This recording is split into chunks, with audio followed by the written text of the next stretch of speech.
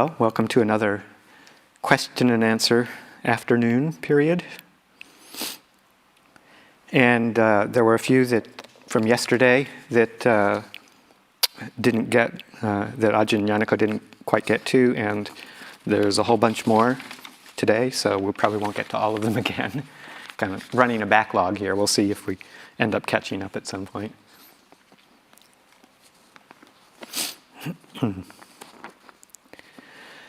Could you explain why music is not viewed as a good thing in Buddhism? Music therapy has been very helpful, and I feel that listening to music helps me stay present and clears my mind as if it helped stop the thoughts coming in. Well, I'm not quite sure that I would phrase it that strongly, that music is not viewed as a good thing in Buddhism. It's one of the things that monastics give up when they go into the monastic vocation is playing and listening to music. And when you're on the 8 precepts, of course, that's part of the 8 precepts, renunciate precepts. And I think it mostly stems from the way music, particularly at that time, was viewed and used, and sometimes the way it's used nowadays as well, although not always, but as a form of distraction and escape. That a lot of kinds of music are meant to just be kind of a diversion from the normal humdrum, possibly boring life that oftentimes we live. And it's a form of entertainment and release, which again, this isn't a moral question. It's not any way related to the moral precepts, the 5 precepts, just to make that very clear. That entertainment and things like that aren't at all, necessarily at all related to any kind of moral issue. But just looking at the power of music, of at least some kinds of music again, and we'll talk a little bit more about others. But it's a very strong form of sensory input, very sensory stimulation. You probably talk to most of the monastics in the world who grew up with music and listening to music as I did, and it's pretty incredible how embedded some of that is in our minds. How many tunes after 25 or 30 years can pop up, and you can just get right into remember all the words, remember the tones, remember all the plays of the instruments, and it has a very powerful effect. And it has a very powerful effect on the psyche, I find. So it can be very emotionally moving and stimulating in many ways. So I think it's mostly seen as a renunciate kind of activity, or renunciate precept, in that in the sense that it's used for pleasure or for entertainment. It kind of fits in the same category as any other kind of sensory stimulation that's used for distraction or relaxation, or to change the mood or to improve the mood. In that, again, it's not necessarily a moral issue, but the more we rely on different forms of sensory input for a sense of well-being, the more we kind of attach to the conditioned realm. Because if our well-being is at least somewhat dependent on these kinds of things, then when that particular avenue isn't available for whatever reason, then it's that much more difficult to work ourselves around and be with those difficult states if we've depended on some other sensory stimulation that's impermanent and can't be long-lasting. If we've depended on those and learned to get our happiness from those kinds of things. So whether it's music or movies or art or, even what we would call refined things like poetry, literature, the more we actually depend on them for our sense of well-being, the more we'll experience loss when they're not there to help support us. So it's again, it's not that it's bad. It's just that it's like many things. It's not a sure bet in terms of something that will provide long-lasting support in your life. Having said that, there's also other kinds of music that are probably you wouldn't want to necessarily classify as like really entertaining. That's a kind of a strong word, and that sometimes something like that might be very useful or very helpful, as this person says here, to help stay present and clear the mind. So it's not necessarily saying that it's bad or it's not a good thing in Buddhism. But even in that situation, like music therapy, just like any therapy, I mean, the Buddha said that if we're sick or if we're having trouble, we should take medicine for it. He didn't say we shouldn't ever take any medicine for it, but realizing that when we take medicine, we're just using something to allay a particular condition as a temporary measure in order to help keep a clear mind that's suitable, clear, and a healthy body that's suitable for practicing towards the goal of the practice. So if there's a music therapy that is useful for you in the lay life, and you find that it helps and it clears the mind, creates a space that helps enable your practice, I would say, I wouldn't have any hesitation to say that, do it as you see fit, and do it with that kind of sense of understanding that it is also part of conditions and it's temporary and can't be a long-term refuge, but that it's something that could be a useful medium for you at this time. And just to watch the effect that it has on the mind, to be very clear and careful to watch the effect of whatever it is that you do. Okay. Hello. In the Four Right Efforts, I understand preventing unwholesome states from arising and encouraging the arising of wholesome states to mean cultivating conditions conducive to the latter and not the former, as opposed to somehow emotionally suppressing unwholesome states. I'm thinking of what Ajahn Sumedho says about allowing states to arise and cease rather than suppressing them. Does this seem right and useful?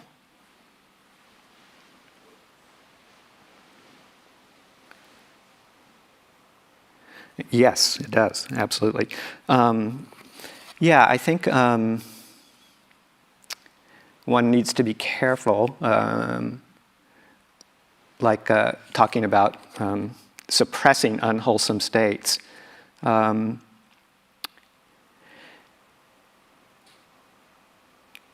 You're not, let me just back up a little bit in terms of the world of experience, that, and particularly in relation to right effort. What you're looking for is not to pretend that unpleasant experiences or unwholesome states of mind, you're not looking to pretend that they won't happen or they don't happen. The world of cause and effect, the world of karma, the teachings on karma point to the fact that we all will experience certain states of mind, certain experiences that come up due to past causes and conditions that we've set in motion through our actions in body, speech, and mind. The experiences that we encounter in our life that are, say, experiences of greed, hatred, delusion, anger, lust, other things that we might call unwholesome states. These are, underlying tendencies that are present that we have reinforced through action, through kamma, through volition. Volition being the primary mental force underneath kamma. So when we're talking about right effort, we're talking about not suppressing our experience of a difficult mind state or pretending that they're not there or trying to push them away. We are allowing them to be experienced in our consciousness. But what we're looking, and this is like vipaka, the results of past action coming to fruition, whether it's an actual action coming back to us in a certain way from the external area, or it's an internal response, just from a mental habit that's been repeating itself. So we're experiencing the results of that, and that vipaka, as we're experiencing it right in the present moment, isn't something that is good to repress or suppress.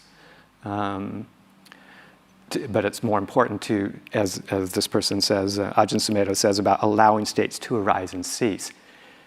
But the right effort to abandon unwholesome states is referring to creating further kamma, based on what it is that we're experiencing in the moment.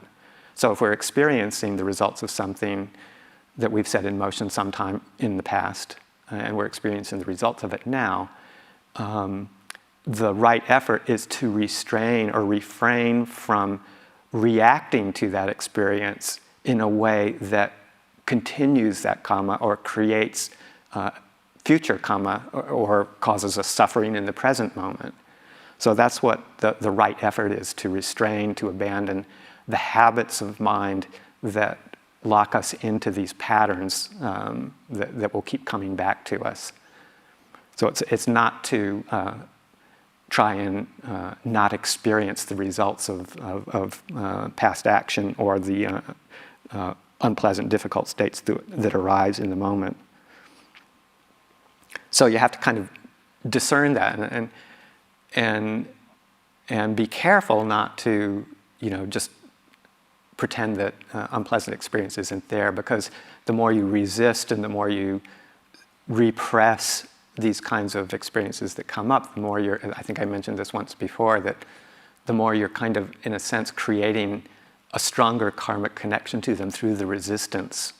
You're trying to get away from it, but in that very process, you're creating a tie to it through the actual resistance and not allowing it to be experienced in consciousness. And then if it's not acted upon, it will have its own lifetime and pass away.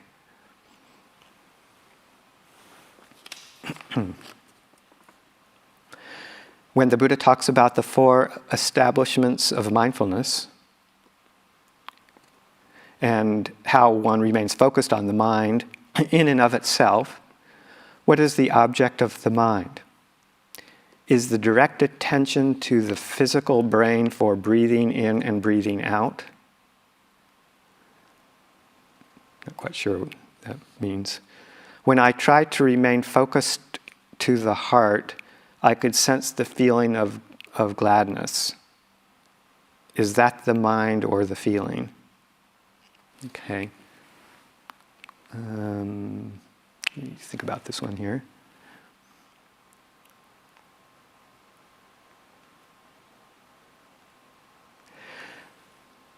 So the Buddha talks about, the mind, the third establishment, the third satyapatana. Mind being, in this case, chitta, as opposed to manas. Two different words that mean different things, but are both translated as mind. And then this person in the question uses the word mind and the word heart So I'm not quite sure what reference is going on inside their head here with the use of the word mind. But the satyapatana, third satyapatana, is contemplation of chitta, chittanupassana, of the heart/mind. And basically that kind of contemplation in and of itself is just noticing the tones and the various colors, if you will, of the heart, just as they are, without imputing any kind of additional meaning to the experience of the mind/heart.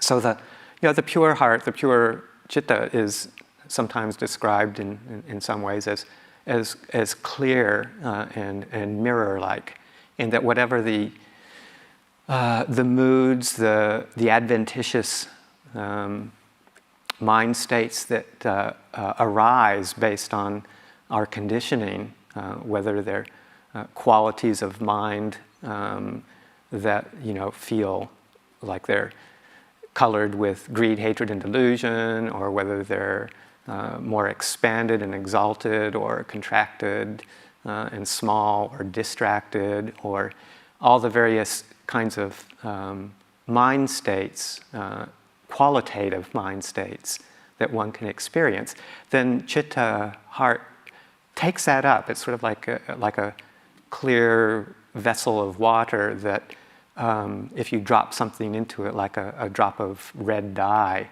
then it permeates the water. You can't say that it is the water, but the water blends with and takes up that particular characteristic. And that's what happens with chitta and all of the various things that flow through our awareness, our heart. It picks up the tone, the color, and that's what is experienced. So this is what that particular satyapatana is referring to, is to get to know the tone, the quality, the characteristics of the heart, just as they are. So that's what the object of the satyapatana is itself, is the mind and how it's presenting itself in terms of your experience along those qualitative measures of, is there, like I said, is there desire, aversion, confusion? Is it experienced as expanded or contracted or exalted or not exalted, concentrated, not concentrated? These qualities of heart-mind is what we're looking at in this satyapatana. And when I try to remain focused on the heart, I sense a feeling of gladness, and that's great. The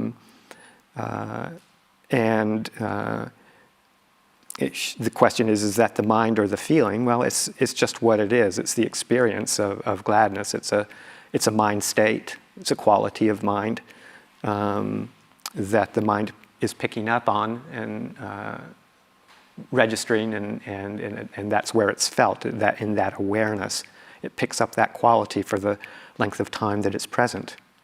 And there is a feeling that comes with it, and the feeling is one of pleasantness. So I think that answers that. Hello, Ajahn. How to cope with the pain and face boredom during meditation practice? Thank you. Well, assuming that maybe we're talking about physical pain as opposed to mental pain, because boredom is mental pain as well, so mental and physical pain, but physical pain during meditation, if that's part of the question. There's lots of different ways that people will successfully deal with it. One is just to accept right off the bat that physical pain is going to be most likely inevitable for just about everybody, because that's just the way bodies are. Bodies experience painfulness. And there's really can't get around that, since you all have nervous systems. We all have nervous systems that have pain receptors, and the body is just built that way. In fact, pretty much all the body is almost constantly readjusting, even in small ways that we really don't pay much attention to, in order to maximize comfort. All the little twitches and movements and adjustments that almost sometimes seem involuntary at times are the body's response to pain, even in a very small way. So it's just, first of all, just accepting the fact that you've got a body and you're not going to get around experiencing some sort of physical pain. It's just more pronounced during meditation, particularly if you're talking about sitting meditation, because you're consciously trying to hold the body a bit more still, because that helps to settle the body and the mind. And you're also reducing the level of distractions and stimulation from the outside world, so that any kind of discomfort that is experienced is going to be that much more noticed. You might really be bothered by a particular form or experience of pain in your sitting meditation that you may not really notice if you weren't sitting quietly and watching what's going on. If you were involved in some other activity, you may not even notice it. So it's pretty much inevitable. And in addition to just accepting that that's going to be the way it is, you have to kind of find a balance between overreacting and constantly shifting position and fidgeting to try and get maximum comfort every minute or 2 minutes by changing your posture or making, large movements to release the pain, because that's just a very agitating thing to the mind, and it doesn't help establish a sense of peace of mind to constantly be reacting and adjusting to the pain.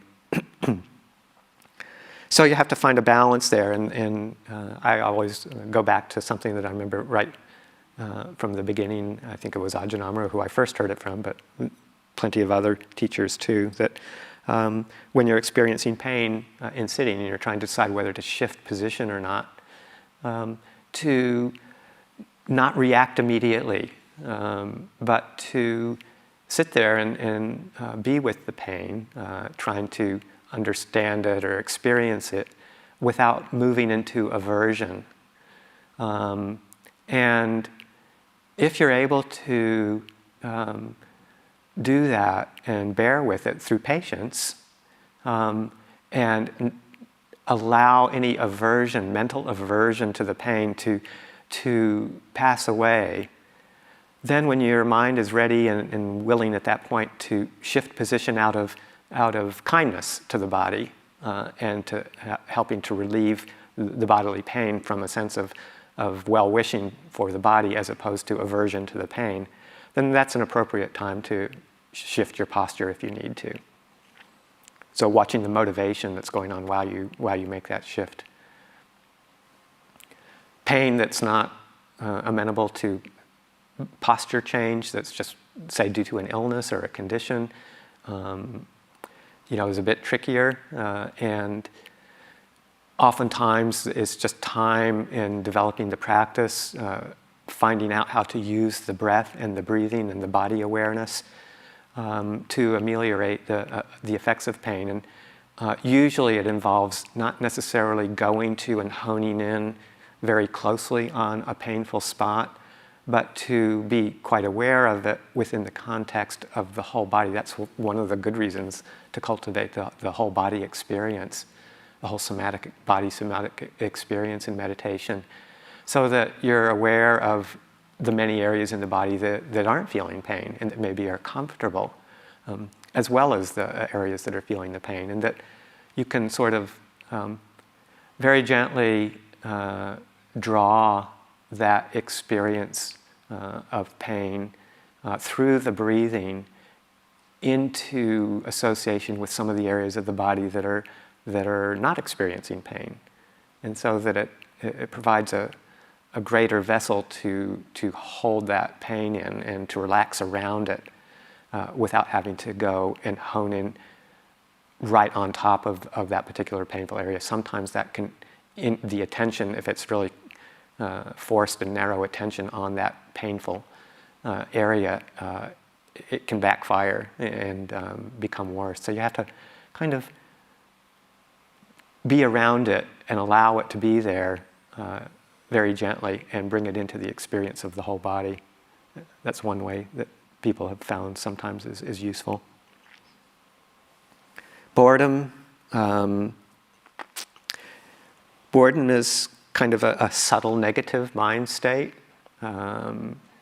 And it often will come up, particularly I think if people are a bit new to practice, you're not used to sitting quietly with only your mind, your thoughts, and your body as your experience. There's no more distractions available if you're taking the practice seriously in this way. The heart, the mind has been conditioned towards a lot of stimulation, particularly these days, with, multiple rapid imagery and stimulation from the outside world is available all the time to us, pretty much. And quickly, just suddenly cutting that off, the mind is still in its forward moving mode, looking for something interesting, something exciting to hold on to stimulate the mind. And when that's not there, the mind reverts back to possibly an experience of dullness or boredom, which is unpleasant. So one of the things to do is to become interested in the boredom. And it's kind of a bit of a sleight of hand or a trick of the mind, but if you're feeling bored and a bit restless, just to ask yourself, well, what is this really like? How do I know that I'm bored? What's the feeling in the body? Where do I feel it in my body? What is boredom? Is boredom in the face? Is boredom in the limbs? The energetic experience? Is it a kind of a fluttering, jumping sense in the legs or in the arms or in the stomach? What is my body doing that gives me this sense that I'm bored? And to really investigate it and see what's involved. And likewise, you can do the same with the thing, the thoughts, the mind, the experience of the mind. What is this thing that I'm calling boredom? Is it racing, darting thoughts, kind of moving from one possibly interesting subject to another, one fantasy to another? Is that the experience of boredom and that kind of overriding wish to act on it, to get up and do that thing that seems like it'll be more interesting, more stimulating? So just to really bring up the very active process of investigation. What is boredom? And oftentimes that in itself will cause the boredom to move away, because all of a sudden you're turning it into something interesting to explore, to really make a determination to really experience it on a bodily level and then on a mental level, see what the mind is doing. So that's one way of maybe working with boredom, is to make it interesting. What is the difference between merit and parami? Is parami anicca, impermanent or changing? When we do something bad, does that lessen our parami, or is that its own separate process? So let's see, several questions in there. Merit and parami aren't the same thing, but they have a close association with each other in a sense. Merit, punya is the Pali word for that's often translated as merit. Sometimes another translation that I think I like a little better for punya is goodness. Merit, goodness, punya is what arises in the heart, the experience in the mind and heart when something skillful is done, enacted on, created in the world.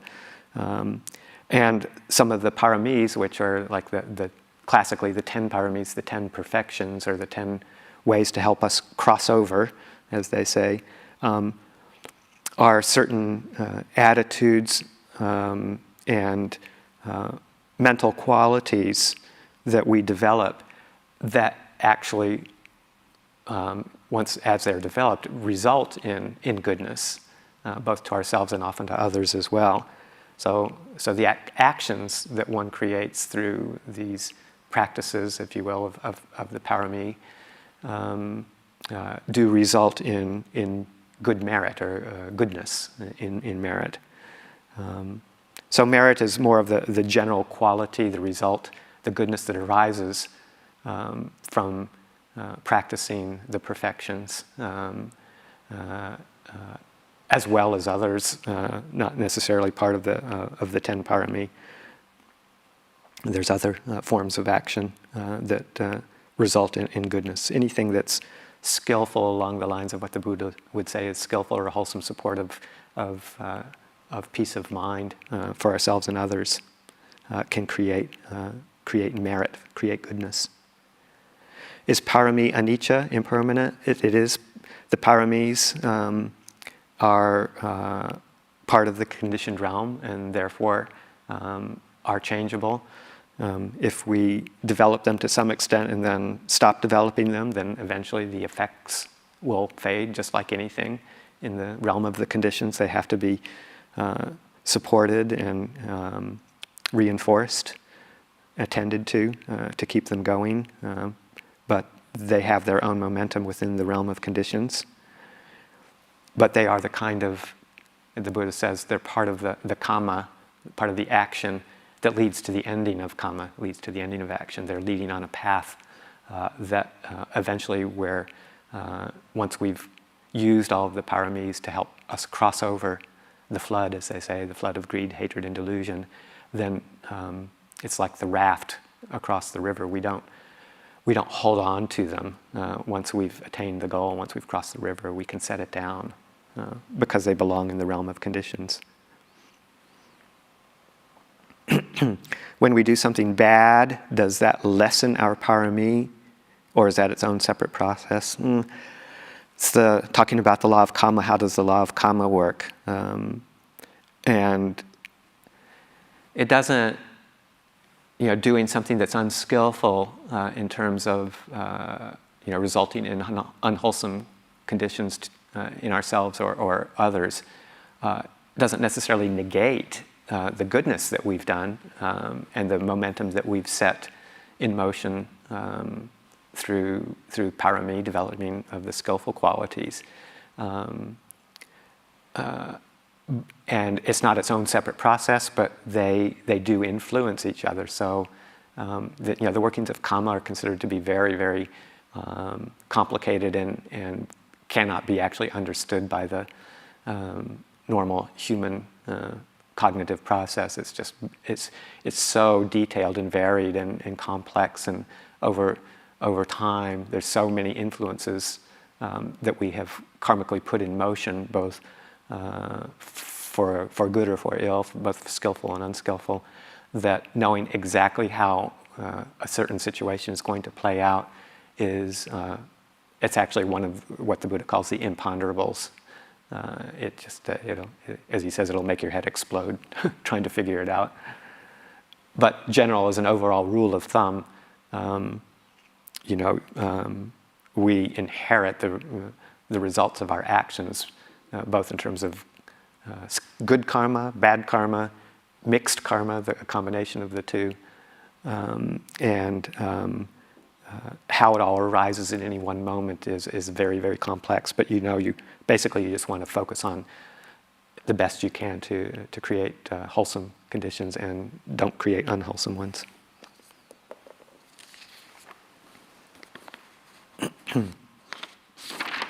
Okay, that's it for the questions from yesterday.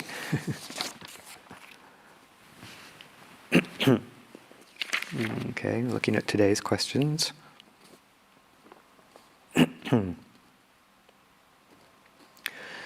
Should we strive to create meaning in our lives or accept that there is none? Well, I don't know if there is one. I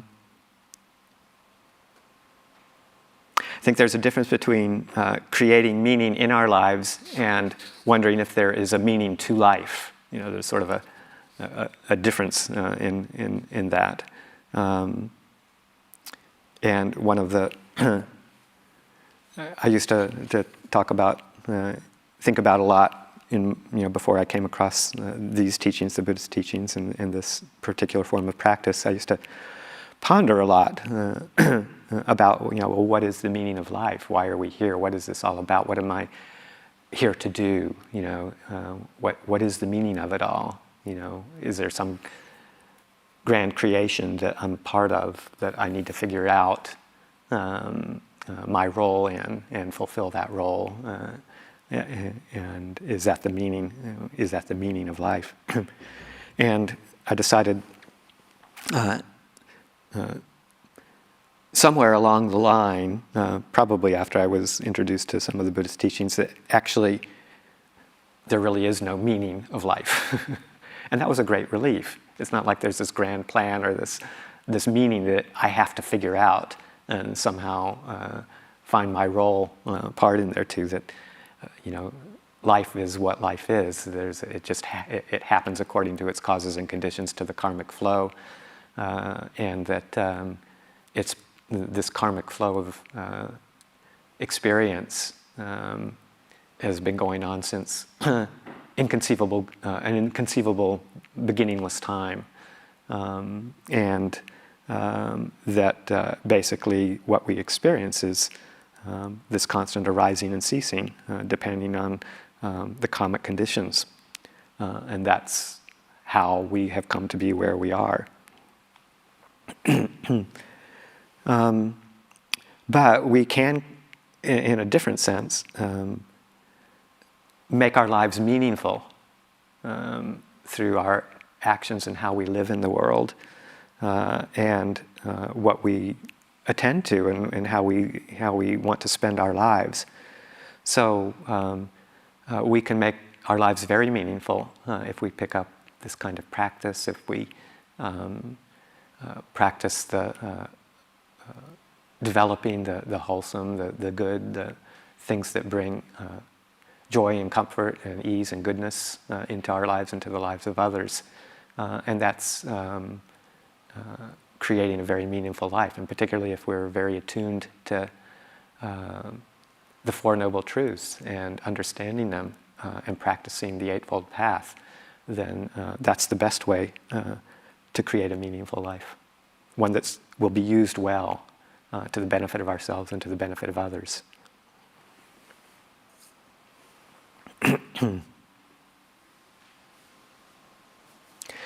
If you hadn't become a monk, what do you think you'd be doing with your life right now? Do you sometimes think about this?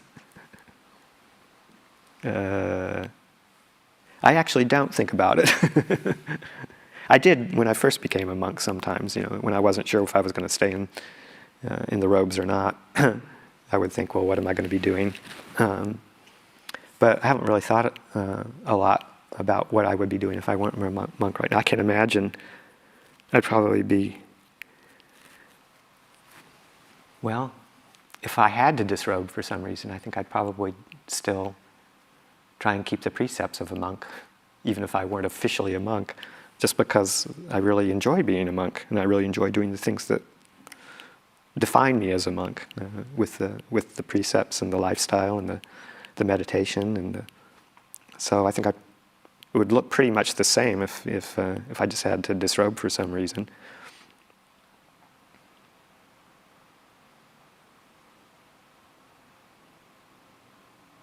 Yeah, I don't know how else to answer that. It's sort of almost incomprehensible. So we'll go on to the next one.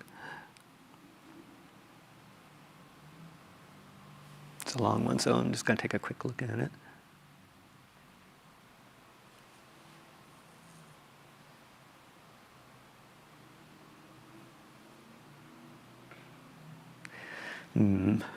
Okay, we'll see what comes out of this. Dear Ajahns, thank you for your wisdom, compassion, and generosity. I had an experience during walking meditation that I can get help about. I was immersing my attention into the body and sounds, particularly trying to experience consciousness. At one of those moments that sound hit my awareness, I zeroed in on experiencing the pure consciousness mechanism before sound hit it. It was very subtle. Immediately, I felt an unpleasant feeling in my stomach and resembled fear. I got disconnected from it and was wondering why would fear show up? As if I was close to seeing something that the little me wasn't ready for.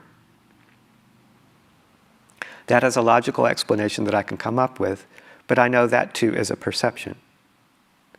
Can you explain, is it possible to experience consciousness without its object? I think that was one of the contemplations we could explore. And if so, some words of wisdom to refine the technique and for continuing with metta. Thank you.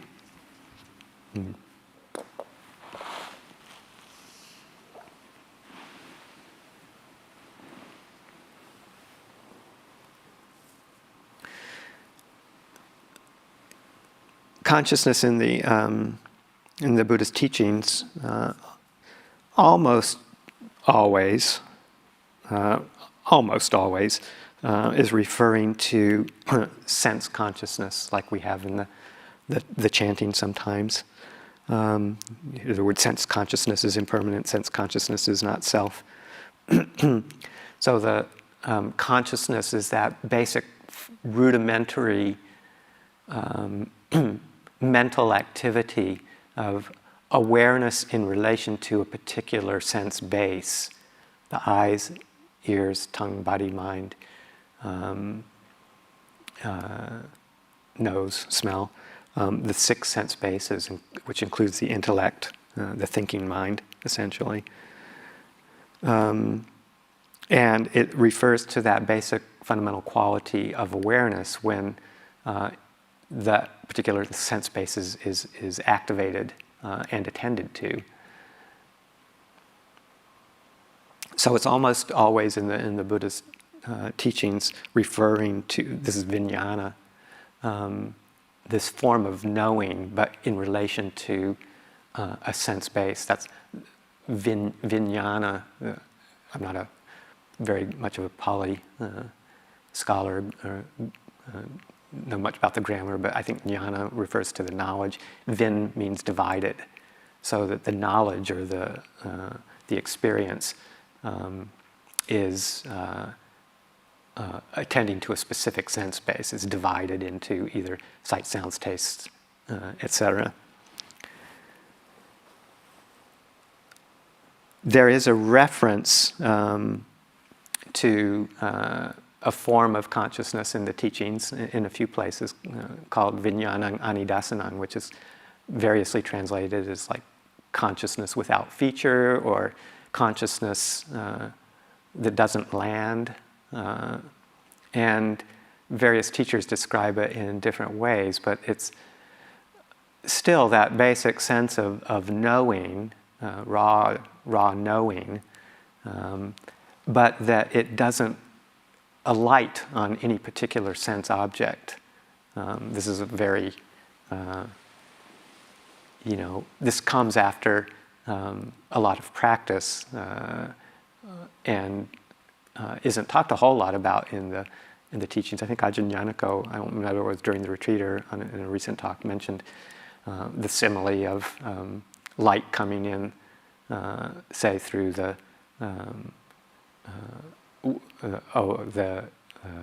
southern wall of a house and coming in through the window in the southern wall and hitting the northern wall inside. And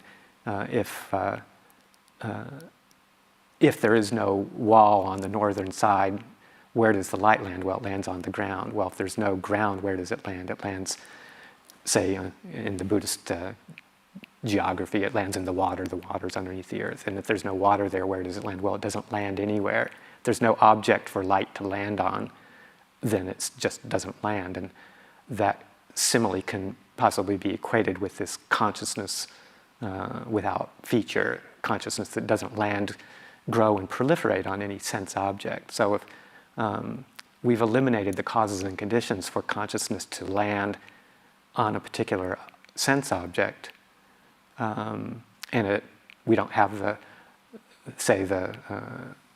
mental momentum of desire or aversion or confusion, if there's perfect clarity at seeing things in their true nature,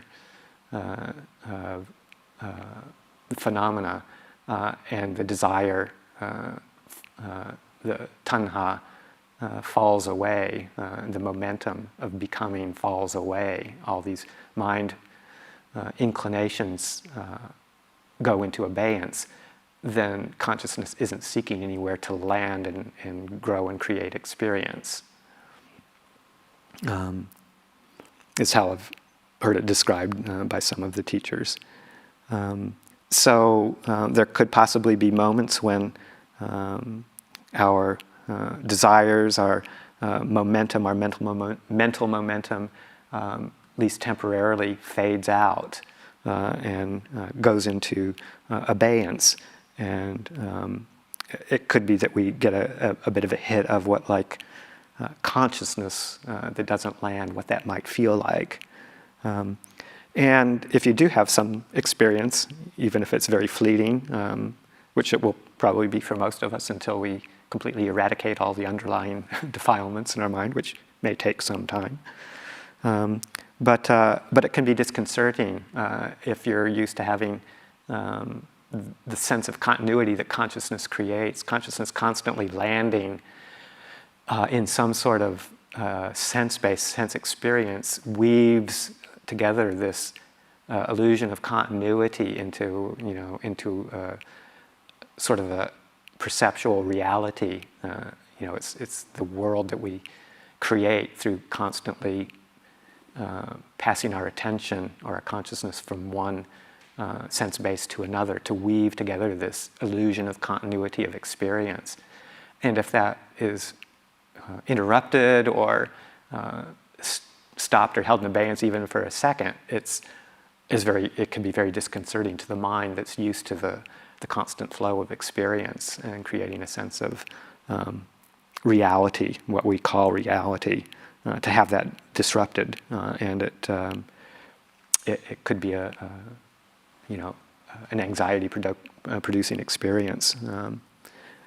So that, I don't know if that's what happened with you, but that's something that comes to mind with the question. And it's just fine to, you may never have the experience again, or it may come up, and to note it as an experience that has arisen, notice the reaction to it, notice the passing away of the experience and the fading of the reaction to it, and just use it as a tool for exploration. Nothing to be scared of. You're not losing your mind, or maybe you are a little bit, but that's okay. It's a kind of loss that can be encouraging, if it isn't destabilizing. But then just to continue working to create the causes and conditions for well-being.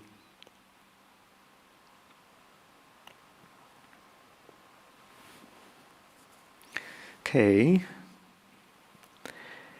In addition to the path factors and other bodhipakkhya-dhammas, what are the most important qualities for monastics to develop to sustain the gradual training for the long term? Do these qualities differ in some respects from those that are essential for lay disciples to sustain long-term practice? For people who don't know the term bodhipakkhya-dhamma, that's the what's translated as like the factors of awakening, or the wings to awakening, like the title of Ajahn Jeff's book, The Wings to Awakening, is his translation of the Bodhipakkhya-dhamma. These are traditionally a set of it's not defined specifically as a set of 37 qualities or factors to develop, but that's how they've come to be. This 37 factors have come to be referred to as the Bodhipakkhiya Dhamma. And if you want to know more about that, then Wings to Awakening is an excellent book to pick up. So anyway, what are the most important qualities for monastics and or lay people to develop for sustaining long-term practice?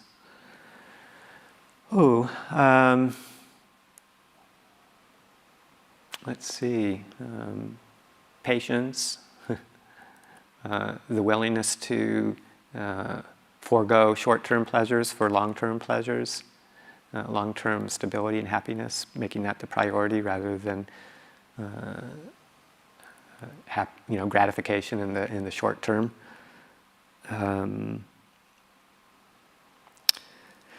A sense of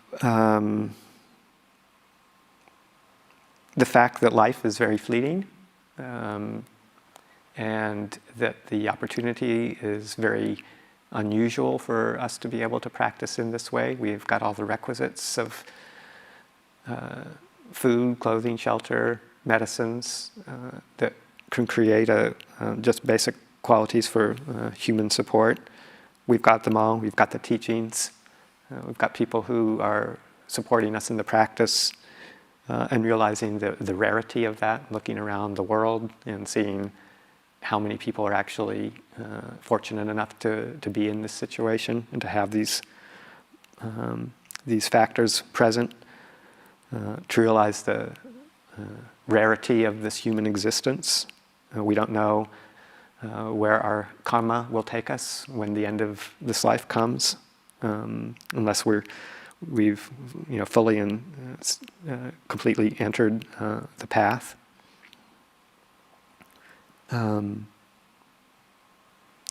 Reflecting on I'm a little hesitant to say it, but I feel like I should, that contemplation of not only karma but rebirth is a very strong motivating force for looking towards the long term, and the fact that we don't know until we're securely in the path. We don't know where we could be reborn. We don't know the effects from past karma that has been created. We don't know where that will take us, and whether this opportunity will arise again immediately after our death, or whether we'll be propelled into some other realm that we wouldn't be so fortunate in. So making hay while the sun shines, as they say, are good reflections to help sustain long-term practice.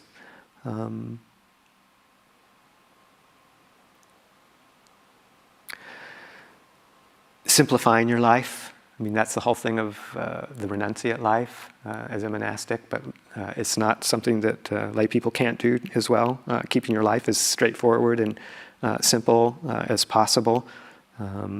Only acquiring what you need, not getting involved in the material world other than what you have to for basic needs.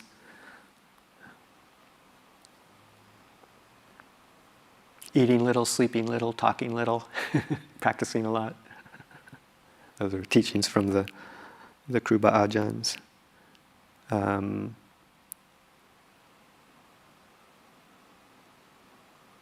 And periodically also just reviewing and supporting your heart with reflections on the benefits that you've received from the practice so far, even if it's just in the beginning or if you've been a long-term practitioner, to periodically review what you've set in motion, obstacles you've been able to overcome, even if they're just slight ones, the various qualities of peacefulness or goodness or patience or resolve in just any little way that you have benefited from this practice along those lines. So reviewing those qualities, those wholesome qualities that you know are leading towards that peaceful realization. Just reviewing those and remembering those to uplift the heart, uplift the mind, and sensitize you to the practice and the benefits. And staying with like-minded people, just like the very first talk I gave, the basis for development of faith and entering the stream of Dhamma, the fundamental need to be with people who will support you, Kalyanamitta. That's what the monastery, provides for most of us here, I think, is that encouragement and an example of other people who are making their way through this practice.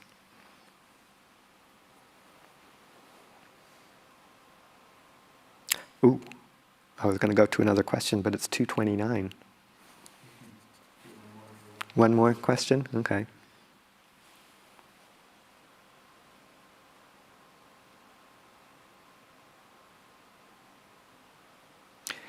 Okay. Please explain how self and world arises and passes away every moment due to causes and disappearing of causes. What are the best ways to experience this phenomena in daily living? Well,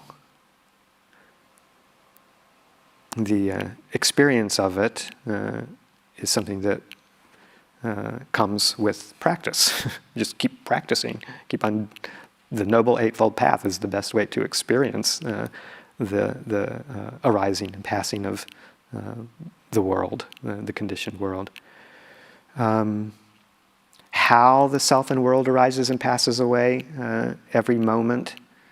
I'm not sure that there's really a good answer to how it happens. The Buddha doesn't spend a whole lot of time explaining the metaphysics of, say, anicca, impermanence, but just points to it as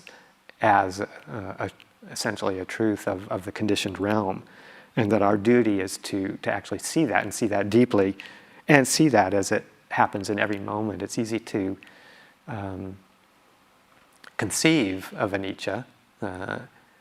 It's like, okay, well, sure, yeah, everybody knows that everything's impermanent. Duh. Yeah, it's sort of like you can see it as a conceptual understanding very easily, but to develop a clear and quiet enough mind that can settle and filter out a lot of the distraction and extraneous things that come through the mind, enough to be able to actually watch that process of arising and ceasing right in this very moment, is the crux of really understanding the arising and passing away of the world being the world of our six senses, the world of our experience. How it happens, in terms of the metaphysics, it's beyond me, but it arises, the experience arises from just that continual practice of helping to settle the mind so that it's not chaotic and racing all over the place, but that it can stay with a theme and really experience the theme deeply, direct knowing, pajanati, directly knowing rather than conceiving of things like the qualities of arising and passing.